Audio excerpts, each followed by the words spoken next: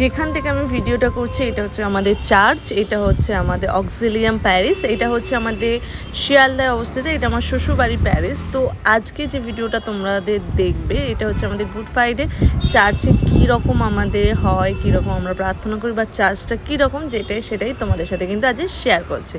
তো এখানে দেখতেই পাচ্ছ এটা অক্সিলিয়াম প্যারিস ভীষণ বড়, খুবই সুন্দর। এখানটায় আমি বিয়ের পর থেকেই যাচ্ছি, খুব ভালো লাগে। তো যখন আমরা যিশুকে চুম্বন করতে যাচ্ছি, এটা গুড ফ্রাইডে দিন, এখানে একটা যিশু মূর্তি আছে। তো গুড ফ্রাইডে দিন কী হয় সেটাই তোমাদের সাথে দেখো একটু শেয়ার করছি। ভীষণ লোক, অনেক লোক হয়, বিভিন্ন জায়গা থেকে সবাই আসে। তো আমাদের এটা প্রশাসন হয়, একটা বাইরে বেরিয়ে একটা শোক মতন পালন করা হয়, যেটা হচ্ছে প্রার্থনা করে করে পুরো যাওয়া হয়। তো আমাদের এটা অনেকটাই ঘুরতে হয়, প্রায় চার্চের বাইরে থেকে একদম, এটা ভেতরে হয় না, ভেতরে যেইটুকানি প্রার্থনা করার পরেই কিন্তু আমরা